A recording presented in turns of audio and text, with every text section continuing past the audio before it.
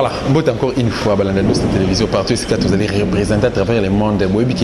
À chaque fois, vous avez à chaque fois, vous avez proposition, à chaque fois, vous avez encouragé, vous avez une suggestion, et ça, la Rabie Saoudite, puis ça, ma casse, c'est une inspiration. Comment vous trouvez un sujet pour offrir bino et réconforter bino, vous allez passionné pour les problèmes, vous avez la République démocratique du Congo, il est vrai que Nazal toujours contre la situation où nous traversé dans le lelo toujours le mboka na biso ezali occupé qu'on se le dit so ba katanga mutu ba katanga pour la vérité oyo ngai na obimisa na monoko nga ezali contribution na ngai na combat oyo ya libération ya mboka na biso mais toujours ko tuna toujours ko senga plutôt na kolanda exemple ya mboka mususu esengeli na ba domaine sa vie ba ndeko ba na la résistance ba étudiant ba élève ba enseignant ba professeur ba policier ba médecin ba militaire même les politiciens même pour le moment zandu ba chege ba chauffeur partout tout ça la résistance pour notre cas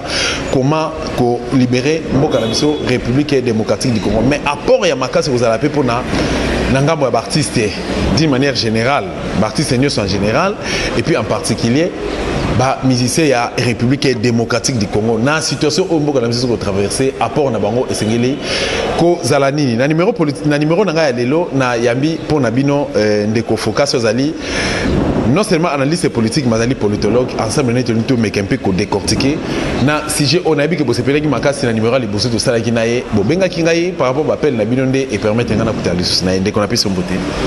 Merci mingi ndeko na ngai Dosta pour la invitation et puis na PCP merci mingi na bandeko na biso nyoso o batalaki biso na Dosta TV na numéro o ya liboso to salaki na landaki na boke binyonso ba remarque au basalaki ba commentaire au basalaki biso tozali ba oyo tozali kondima ete na monde scientifique évolution ezalaka kaka esika oyo ba idée ezali kokutana o tokende al buso donc je suis pour les débats je suis pour la contradiction mais une contradiction qui peut nous amener à l'éclosion de la vérité donc parce que en fait biso nyonso toza koluka mboka ekende liboso brique mususu likolo ya mususu likolo ya mususu bongo nde tokoki kotonga mboka Kongo mais na meka mpe ko rectifier brique mususu likolo brique mususu soki brique o bachaki na sezaki ya kofusa ezaki moisi terme malamu ya mwana et que vous avez difficulté à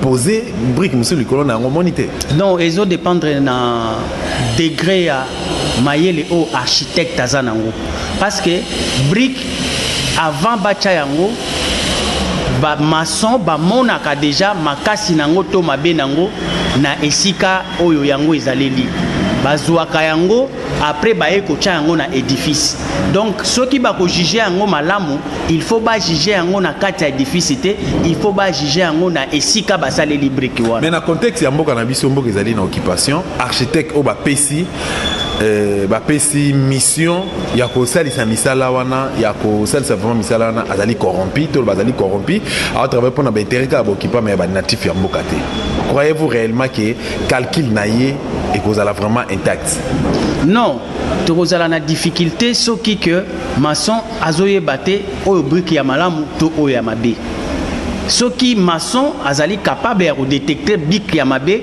brique wana ekozala utiliser te na kati na édifice kaka oyo ya malamu nde ekokota na édifice yango monaka mosala ya ba architecte avant basala yango ba clôturaka nanu po bazala isolé bazala na sérénité bazala na kosala na bokebi nyonso sans que bazala embrouillé pour ba commettre ba erreur te donc soki lelo architecte ya ekolo mboka Congo azali président de la République donc esengi na ye asala avec une sérénité azala mutumoko azali na bokebi na bwanya na mayele ya koyeba azali kotonga to azali kobebisa mais na ka ya République démocratique du Congo le architecte na biso komone Azarias Ruberwa azali azoko représenter monsieur Paul Kagame mboka na biso ezali occupé architecte comme on est Azarias Ruberwa azosala kaka ba ordre ozo utana Rwanda pa ya Paul Kagame croyez-vous à retrouver pour intérêt ya bango ba occupant biko za pour intérêt ya ba natif ya mboka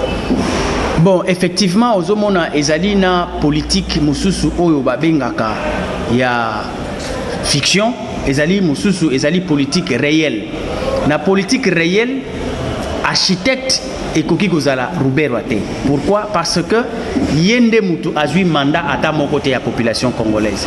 Mais au moins, à Koki Kozala, dans l'ombre, un acteur majeur parce que Bissonyoso, tozalaka na kokamwa makasi ndenge tomona lisusu kuberwa na kati na gouvernement oyo wapi sete betamaki ke batu ya kala nyonso bakoki kobima lisusu te mais totala bato lokola ba Obeminaku bato lokola ba Cheo Kitundu bato nyonso wana oyo bazali pe bana ya mboka bazali pe bato ya mayele Félix aboya konome bango mais bik na ye et valida nomination ya Ruberwa et le Kowana et tindaka pe makanisi et réfléchir pourquoi Kakaye et surtout Kakaye mais na même poste Kakaye na même ministère c'est-à-dire que intelligence ya ministère wana na sur les 85 millions de Congolais la personne qui peut faire mieux sur ces ministères c'est lui seulement et je me pose la question encore sans répondre au Aliboso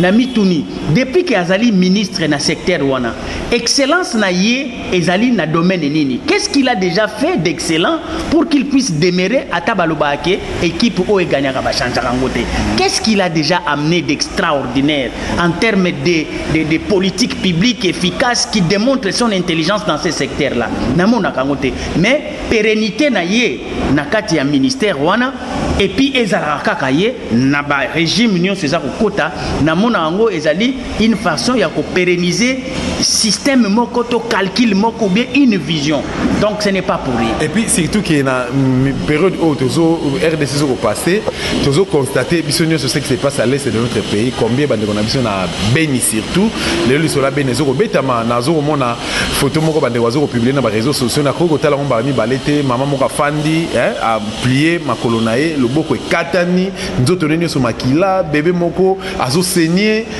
bébé mususu photo mususu ba publier bébé azo benda maman nae maman kufi tout ça donc ça fait très mal pendant que Robert Roy est là en tant que ministre à décentralisation du découpage national et réforme des réformes institutionnelles voilà donc c'est ce que je dis quoi donc j'aimerais pas aussi na tourner mingi intelligence nanga autour de cet individu qui n'est qu'un ministre or aujourd'hui je pense qu'il y a un président de la République qui a une responsabilité il y a qu'à veiller pour les intérêts du Congo donc ce qui que réellement et comme vous les soutenez parce que moi je suis aussi congolais qui a aussi envie de voir mon pays développer être en concert des nations le kola nazomona ba Botswana izako avancer ndenge ba mboka mususu izana kata okende ba Nigeria bientôt totikalisima donc ce qui toza na mutu na sommet à l'état oyo azokoka ko permettre éclosion ya République démocratique du Congo o ezali gâchette ya Afrique donc je suis désolé mais de toutes les façons il est vrai que notre pays est menacé de tous bords parce que c'est un pays stratégique sur tous les plans. Ce qui est la géographie nango ezali stratégique parce que ezali na centre Afrique. Ce qui est sur le plan géopolitique mêmement, ce qui est sur le plan il y a la richesse mêmement convoité par tout le monde. Donc c'est pour dire que ce n'est pas un pays à confier la gestion il y a pas ignorant parce que ezali pays moko déjà convoité par les puissances donc il faut alors des personnes vraiment mûres oh babenga rapina ingénieurs sociaux babenga politistes qui maîtrisent les enjeux donc sur le plan international sur le plan régional sur le plan géopolitique et géostratégique pour qu'enfin Congo et Lukamoye ya komi bimisa ezalape mboka o ba compter lobby parmi ba grande nation voilà parce que tu aussi la ngonga to me repiko kota na kata maman na liso na biso est-ce que ndeko focus ko ça la biso description il y a artiste musicien il y a République démocratique du Congo. Bon, en fait, pour un tout le artiste en général. Ouais. Parce qu'au moins, dans un État, dans une nation, dans une république, pouvoir politique, pouvoir, ils ont réparti dans 4 catégories. Il y a des leaders. Entre autres. Leader politique Azali, leader ecclésiastique Azali, leader scientifique ou la classe savante bazali et puis leader culturel bazali. Tout à fait. Siko nakopesa yo exemple moko o comprendre par exemple tango to accéder na indépendance. Soki otali tango to kei na table ronde na kati na mboka Belgique, présence ya ba leader wana nyonso ebengi samaki. Donc bien que tozalaki état moko uti kobota masika, tozalaki na classe savante penda ya monene te, tozalaki donc na ba universitaire ebele te, mais au moins parmi classe oyo babengi ya ba religieux, donc ba cardinal Malula et consort, bangonde bazalaki au même moment classe savante et puis classe religieuse. Au moins qui classe politique ezalaki et puis classe culturelle ezalaki, notamment la présence des musiciens tels que Bakale. Pourquoi présence ya ba force wana vive nyonso ya ba représentant ba élite wana nyonso falaki ezala? C'est pour que chaque secteur au moins est à la représenter. Ce qui otali ba politique makambu nyonso basalaka ngo bango mokote. Ce qui osu par exemple exemple ya roi Yemoko roi Léopold II. Tango azwaki idée ya ko luka colonie ya ko luka Congo et comme colonie na ye. Azalaki un homme politique, azalaki un roi. Tout à fait. Mais azalaki na posa ya kolukana nous la classe savante ya Occident a bengisaki conférence moko a posé bango problème vision na ye politique na posa na bosenga o azalaki nango. La classe savante a réfléchi ba pesiye ba mécanisme ba résolution et bimaki ba pesiye boule ba pesiye ba idée. Donc politique ndenge basala rango en association avec ba pouvoir wana mususu oyo nation ezalaka nango. Mais soki otali asuka ki kaka wana te, après avoir écouté la classe savante, il a utilisé aussi la classe ecclésiastique. Azwaki asengi epa ya pape apesaye ba religieux. C'est pourquoi au monaki colonisation na biso eyaki kaka na kati ya idée o roi azalaki nango ba savant bazalaki ba religieux pe bazalaki. Apesi bango mission à orienter même matéa na bango.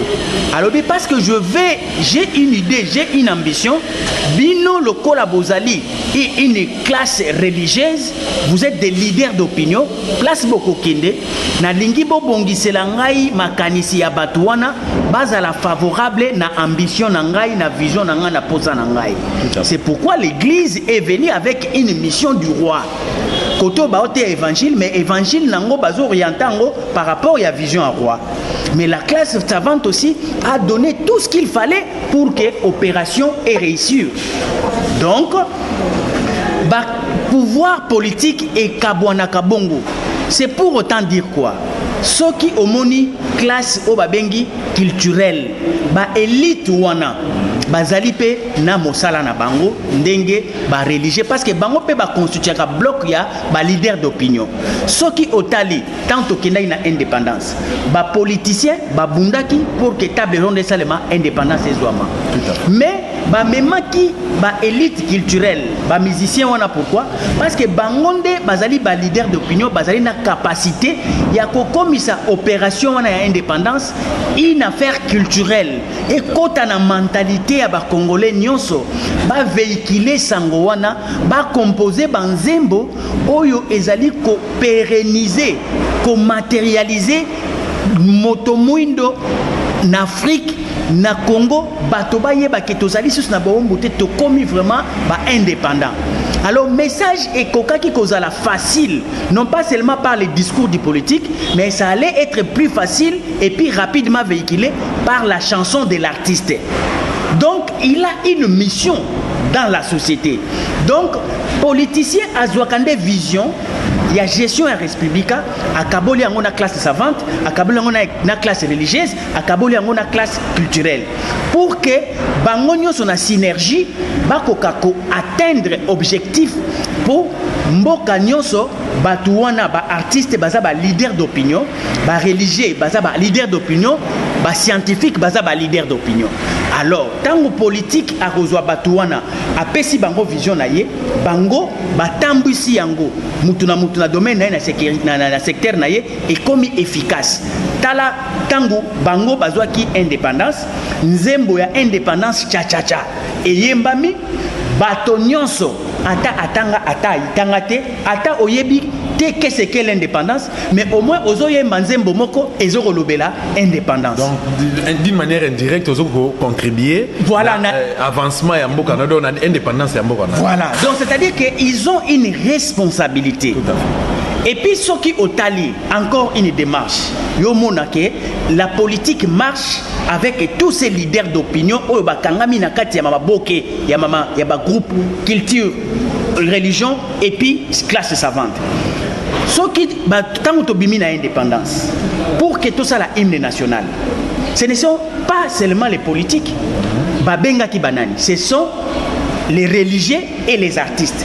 Babengi Sango, Pierre Boka, babengi Lutumba, azalaki artiste. Bango nde batu basala hymne national. Lutumba owa. Lutumba oyo la uti okufa. Papa Simaro Lutumba. Papa Simaro. Ndo Manuel. Ouais, yende mutu asala na concours ya Pierre Boka. Bango batu ba composa nzembo oto benga hymne national. Ezala la zaïroise, ezala debout congolais. OK. Donc bazali élite culturelle. Mais omoni basali nzembo pour l'intérêt général et puis ezali image ya mboka mobimba.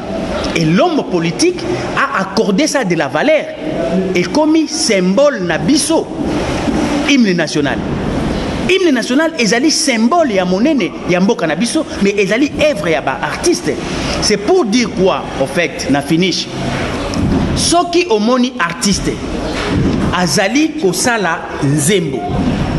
Omoni artiste azali ko produire ba œuvre. Artiste oyo azali na esprit ya élite. Akoyeba kota la société na ye malamu et puis akozwa boanya ya kopesa réponse na problème oyo ezali na kati na société. Akosala nzembo te bisalela parce que banzembo eko cadrer na société parce que artiste azali peintre ya société makambo aza komona na société sikoyo azali koyemba yango na loyembo.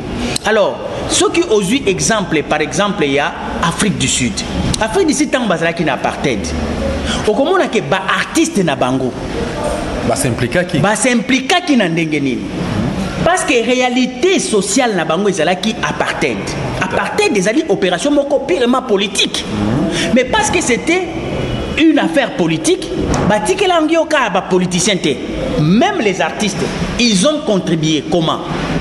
Les artistes ont composé des chansons qui ne parlaient que de la maltraitance. Na banzembo ya ba artiste ya Sud-Afrique, lelo ba thématique échangea, mais na l'air wana banzembo na bango c'est là ka kolela. Révolte, kolela, révolte.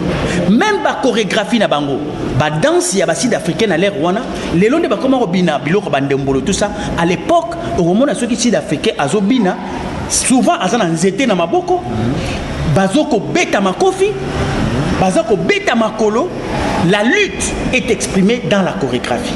Pourquoi? Parce que problème na bango na période wana, il fallait inculquer une mentalité de la lutte, de la confrontation dans la société, dans la jeunesse, pour que Bazalaka préparer à tout moment que nous sommes dans une situation d'oppression. Il faut lutter. Donc, préparer toute une génération bongo. Mutazo bina na agressivité. Mutazo liemba azoyemba na kolela mélancolie wana ezope sa révolte. Basi konyo kwa maana nyonso ba bandi ko traduire yango na ba théâtre na bango ndenge mondele azoko boma bango ndenge mondele azoko maltraité. Donc opinion mobimba ezali préparé que nous avons une situation d'occupation, nous avons une situation d'apartheid et cette situation anormale, nous ne devons pas supporter, nous devons être. Ce sont des artistes qui ont amené ça. Bazo bunda ndenge bata bumbeki ba Mandela ainsi de suite ba religieux na bango pe obanda comme on a Desmond Tutu bazo bunda. Donc c'est-à-dire que ba élite wana nyonso bazalaka na mission ya société. Ceux qui ba élite bazana mission té par rapport à la réalité sociale, donc bazali hors la plaque, ils ne sont pas dans la réalité. C'est pourquoi okomona netika ya mboka na biso. Mboka na biso nazwa kozwa élément moko majeur. Loba sakola ndeko bandeko azolanda biso. Omoni likambo par exemple, il y a dépravation des mœurs. OK. Dépravation des mœurs ekoti na mboka na biso non pas par le fait de l'école. Ce n'est pas par le fait d'autres choses. C'est par le fait de la culture. Batu ya culture nde ba bebisa mers na biso. Ba bebisa on ndenge mekana ko. Par exemple na loyembo. Soki otali banzembo oyo ba artiste na biso ba sala la biso, dans la plupart des chansons, ce sont des chansons qui dépravent les mœurs. Banzembo moko très impoli. Banzembo moko qui ne cadre pas avec l'éducation, qui ne prennent pas des valeurs. C'est-à-dire quoi? Donc, bazwa mokano, yakope sabiso, une vision normale des antivaleurs. Moutou azali moyibi. Identifié voleur. Aïba Rambon na ba banque. Identifié chécoulaire. Identifié vendeur de drogue. Identifié vendeur de faux diamants, vendeur de faux or. Identifié frappeur. Et identifié frappeur. OK. Identifié détourneur d'argent de l'État. Tout à fait. Identifié donc, charlatan. Azana mabe nyonso oyo banti valeur nyonso ya incarnant. Ya zanango. Voilà. Mutu ya bongo na kati ya société. Musicien oyo azali élite.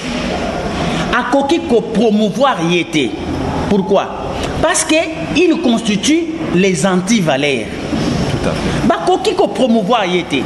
Danger zanini. Ceux qui va promouvoir batu ya bongo, c'est-à-dire balingi ko la ki sa société mobimba ke tala lolenge il faut bozala po bozala batu na lokumu pe bozala batu minene. Parce que ceux qui artistes azui mutu abandi ko asensé ye akomisaka ye lokola référence, akomisaka ye lokola modèle. Alors tangu batu bakobanda ko luka baye ba artiste wana to baye ba produit wana baye ba produit wana bako kende ko comprendre que donc ceux qui n'ont qui drogue na koko mape munene et puis ba musicien bako kumisanga bonde na vandi boye donc côté ka drogue et ça peut une partie ya ko luka mbongo pe ko koma mutu munene na société. Tout à fait. Mutu akomona ke ndeko na wana akoma na succès akoma na ba avantage akoma koyembama po ayiba na banque tikanga pe na yiba na banque. Or que un artiste oyo azali na engagement par rapport à la société na ye soki ayebi ke na société nanga koyiba ezali mabe akoki ko encourager te mutu o azali koyiba mutu o azali koboma mutu o azali ko tricher quelqu'un qui est dans le faux on ne peut pas l'encenser. Il faut pas décourager par contre. Mais quand l'artiste se permet d'encenser de pareils gens, c'est-à-dire que nous sommes dans une société où les antivaleurs méritent l'honneur et la dignité. Merci beaucoup. Ndeko Naranti Bandeko, Bolandi Biso vraiment avec beaucoup d'attention. Na rappelé bino qui tombé pour Nabino Ndeko Focus Azali, politologue ensemble naie to débattre na o Italie rôle y a artiste na situation donc dans un pays, dans un état où je peux appeler cet exemple dans la République démocratique du Congo parce que nous sommes des Congolais. Situation on peut traverser artiste expertise naïe apport na ye eko kozala nini pour na luka ko mettre fin na situation oyo ezoko préoccuper mboka la biso mutuna ya suka oko proposer nini et pas artiste mise bazo ko landa biso na kotanga quelques noms ba o batikali à l'œuvre pour ne pas parler que de l'homme Makadi papa le tout maintenant on exemple l'homme Makadi Franco Bokelo Isenge papa Tabouleye papa Wendo hein papa basi balekaki lelo tout le monde a JB Piana to moni Kofi Olomide to moni Félix Oazekwa to moni Adolphe Dominguez to moni Werason ba o batikali bazo ko beta musique baza na popularité na sima na bango JB Piana o beta concert il y a 200 300 400 même $500 dans l'hôtel du fleuve plein à craquer mécène ba yeko ya wana ba homme d'affaires bazo ko terminer ba pc ba $10,000 ba kabele boy ya ofele mutu mo ka pc 10,000 so ba pc 10 personnes ba pc azana combien bimi nango artiste wana so ka pc mot d'ordre lelo JB Piana a olandanga so lelo mutu ko JB Piana pc mot d'ordre pour na ko mettre fin na likambo oyo et ce ko préoccuper mboka na biso ke bana Congo bokota na élection n'était pourquoi parce que ezali piégé admettons que mboka na biso ezali occupé bana Congo to fongola miso to benga na occupation d'une manière ou d'une autre si manango to kofanda entre congolais to bongisa mboka na biso à travers un dialogue responsable kaka soki bokipa bakei okosala bango message ni non ozomona vana pe sa réponse on a on peut ce exemple mosusu aux États-Unis d'Amérique ezalaki na mutu moko bengaki Al Capone wana asalaki terreur aux États-Unis d'Amérique a emballé toute une génération bana nyonso ba jeune nyonso ba komi kozwa ye lokola modèle ba olata ba borsalino ba olata ba costume à la Al Capone. Mais qui il était cet homme? Il était qui? C'était un malfaiteur, vendeur de drogue, azaki na ba bande na ye oyo ba banda ko sala terreur dans les États-Unis. Il est devenu un monsieur incontournable. Beaucoup d'argent, capable de corrompre même la police, capable de défier même les autorités de l'État. Sikoyo Mutuana, jeunesse mobimba est commis derrière lui. Mutunyo Sazolingaka yazala lokola Al Capone. Il y a un savant qui est venu à ABC président Roosevelt à l'époque. ABC que président, il y a un danger qui guette l'Amérique. C'est par le phénomène créé par Al Capone. Et puis aujourd'hui, quand vous regardez, la société est bouleversée. Mutoyo a commis qu'on soit en plaire moko plus que les institutions. Nous devons faire un élément. Nous allons chercher les hommes de la culture. Parce que la jeunesse aime la culture. Tokende, topé sa vision moko contraire. To décourager les jeunes na Rosala Lokola Al Capone. Qu'est-ce qu'on doit faire? Prenons les cinéastes américains. Topé sa bangombongo. Baba na retourner ba filmer wana na kati na yango bala kisaka ndenge nini garçon moko azolinga kosala ba mafia mais ba soldats armés police américain eza makasi ata sali ba opération ya cachette ya ndenge nini bazo découvrir ye kaka et puis soki bakangi ye batie en difficulté ba rendre ye amélioré. Tout ça ba filmer wana pour chaque événement oyo mutu wana brigand wana kosala suka nango il faut la police et kangaye et tchaye na boloko scénario ezalaka ke la police azo gagner scénario ezalaka ke mutu wana ba mayele nini sezo suka. Ils ont commencé à faire ces scénarios basali ba cinéma ya ba inspecteur Derek basali oyo ke ata osali ndenge nini ata ozana ba mayele technique ndenge nini ya ko contourner na ba mafia il faut kaka ba kangayo. C'était pourquoi? C'est pour que ça ba gêne ko banga ya opération de la police. Que ceux qui ont landé le cola Al Capone, finalement la police va t'arrêter parce que l'inspecteur Derek ata ok ça la repos moment nini suka a okangayo. Donc ba film ya bongo et bima qui est belé. Donc ils a vision une préoccupation dans un espace politique mais un savant vient avec une idée ba bengi ba acteur oyo ba bengi ya culture donc ba cinéaste. Ba pour ba contribuer pour n'a pas trouvé solution parce que ba mona ki ke ba policier bazo luka ko maîtriser Al Capone mais Al Capone a joué chapeau ba kaka mais couteau génération et la génération bazo beba. Alors il fallait une intelligence une contre-intelligence pour que ba néantir caractère ya aspect wana Al Capone. Donc ba acteur cinéaste ba joua qui rôle or que baza pekaka ba artiste. Bon le message no relancer Sikoyo ba artiste na biso. Il faut battre la paix réalité en mboka na biso. Qu'est-ce qu'il y a dans notre société aujourd'hui comme une préoccupation? Parce que bango bazali au fait l'artiste dépend de la réalité du terrain. Il s'inspire de ce qu'il voit dans sa société. Qu'est-ce que l'artiste voit? Ce que l'artiste est en train de voir la corruption.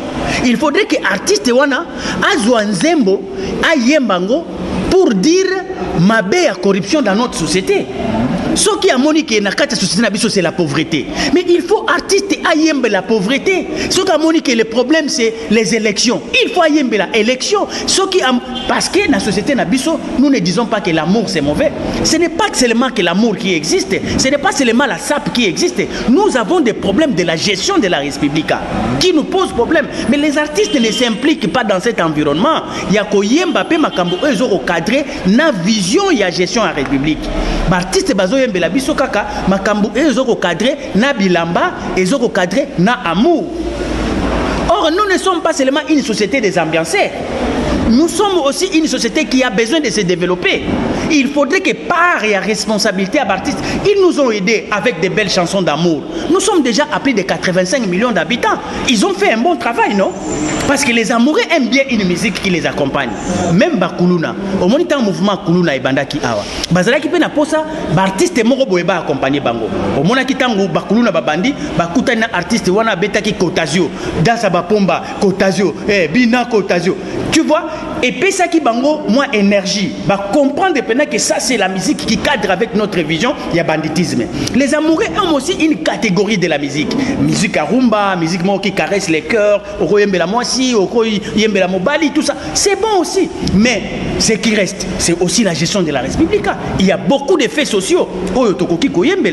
À un moment donné, un mouvement, Ezalaki Awa, il y a Banalunda. Banalunda était accompagné. C'était un esprit, c'était un fait sociologique. Tout le monde peut dire que Bajen, comme un esprit au Kindeoluka. Et ça, il a accompagné cette génération. Bandi Koyembe la Banzembo, Bandi injustice, Bossala Makasi, Kolembate. Donc on va renforcer. Mais aujourd'hui, est-ce que notre problème, c'est encore les Lunda? Nous disons non. Est-ce qu'aujourd'hui, notre problème, c'est un problème d'amour? Je ne pense pas. L'amour est là permanente. Nous nous multiplions facilement. Parce que l'artiste Oyaliboso, Basala même hymne national, ils ont prêté serment dans la chanson pour dire nous peuplerons ton sol par l'amour, bien sûr, et nous bâtirons. Mais par l'amour, on a peuplé. Mais nous bâtirons ce côté aux Élanies. Le problème, c'est que serment, ils allaient kaka ya peuplé, serment, ils allaient payer ya bâtir. Alors, ceux qui banzembo ya peuplé, ils allaient et salipe musala nango, mais il faut banzembo mususu payer ya pona ko bâtir. C'est ça ce qui nous manque maintenant. On n'a pas d'artistes qui accompagnent cette promesse des bâtisseurs de la République. La grandeur de la République. On n'a pas des artistes qui sont inspirés par rapport, il y a mission, il y a bâtisseur, il y a grandeur, il y a République. Mais on a trouvé des artistes qui ont accompagné le fait de l'amour. Il y a multiplication, il y a tout ça, c'est déjà un acquis. Ce n'est plus un problème, on n'est plus en crise. Aujourd'hui, on a besoin de l'émergence des artistes qui vont chanter tel que Ngaï. Ngaï, c'est scientifique, mais parce que ce problème perdure, j'ai essayé de créer un concept. L'autre fois, on a créé un concept de la politique-soni. Aujourd'hui, ceux qui battent la chaîne Nanga YouTube, focus les politologues, ils vont voir des textes que j'ai composés, musique au nazo bêta, qui cadre qu'avec la vision de nous bâtirons un pays plus beau qu'avant, avec une vision de la grandeur de la RDC, des problèmes de gestion de la République. Nous devons nous inspirer, nous artistes. Nous avons une responsabilité. Ce qui au tali vision, il y a homme politique nabiso. Ezali que a contribué, Bajibé, Nani Ozokotanga, ce sont des artistes, mais qui doivent recevoir de la part du politique une vision, une idée. Qu'est-ce que les politiques vivent? À solo lina bango, ndenge roi benga ki ba savant, ndenge roi benga ki ba religieux. Il faudrait que l'idée wana ait une vision de l'homme politique, parce que ceux qui l'homme politique n'a pas de vision à partager avec d'autres acteurs pour que va construire l'État, acteurs wana ba kobanda kosala n'importe quoi parce qu'ils ne sont pas orientés. Ils ne sont pas orientés. Le problème, c'est cette vision qui manque. L'homme politique doit avoir une vision culturelle. Qu'est-ce que l'homme politique veut que la culture fasse pour lui pendant que la société reconnaît ces gens-là que ce sont des leaders d'opinion. Quelle est la partition qu'ils doivent jouer? Quel est le message qu'ils doivent véhiculer? Et il faudrait leur donner cette matière. Il faut renforcer leurs capacités, il faut les encadrer. Pouvoir politique et ça pour ça y encadrement. Merci beaucoup donc Focas. Orientation on a important. Merci beaucoup Nanganti Mbalasi Mato on a besoin na yo to ko benga yo lisusu pour na ba sujet musu ko za important pour na contribution na biso kana cadre ya combat et libération mboka na biso ya situation occupation. Merci beaucoup. Parce que tozo linga changement na sengi vraiment pour na bande ko ba ozana ngunga. Ba kota vraiment na YouTube na ngai batala Focas les politologues RDC. J'ai 8 clips là-bas ou 6 ba kozwa une idée de ce que l'artiste congolais doit faire pour l'instant. Merci beaucoup. Et puis ba kosa la ba commentaire quant à ça. Moi je vous remercie infiniment Dosta. C'est notre république, chacun doit jouer une partition. Merci. Moi je veux que ça change. Et pour que ça change, il faudrait que culturellement déjà tout banda ko changer. Le mal est entré par la musique, le mal doit sortir aussi par la musique. Merci Nakansi artiste bayoki message na biso na pesi merci na ndeko nyoso ba soutenir na biso ndeko nyoso a sala attention na pona Hollanda Dosta télévision pona royeba Dosta poster émission nini asali numéro nini alobeli nini ayambaki nani bo pona bandeko oyo bako tala biso na chaîne na biso ya Focas les politologues RDC na YouTube pona otala banzembo oyo na sala oyo na zanango album eza sur le marché ba oyo pe bazana ba critique ba remarque numéro na biso ezali 00 243 421 055 055 2 00 243 85 055 055 lisusu de Nasuka. Merci. Na rappelé mino namba pour nabino ndeko o azali politologue comme on a Focas ensemble nous échanger par rapport il y a rôle il y a artiste na kati ya crise politique aux préoccupé mboka na biso Congo démocratique ndé na pesa exemple nanga qu'est-ce qui fait que beaucoup a bongo Félix Wazekwa oyebi ko koma ozana matière ozana maele mais incapable ya ko koma texte moko oyemba yango na cadre ya occupation oyo efandeli biso na mboka o ça fait des années otozo comme kolela ba mamba zo kokufa mboka ezo kile na mboka bapaya. Merci beaucoup na partie sumbo oyo asunga biso na simabilili. Merci toujours naye na ngambo montage. Merci na ba Dostin nyonso peut te présenter ba condoléances na famille éprouvée famille à Dostin na biso moko oto kokufela petit frère naye âgé à 24 ans donc paix à ton âme mon frère nzamba bakoko aya mamoli monayo na kombo na Jésus Christ ingeta.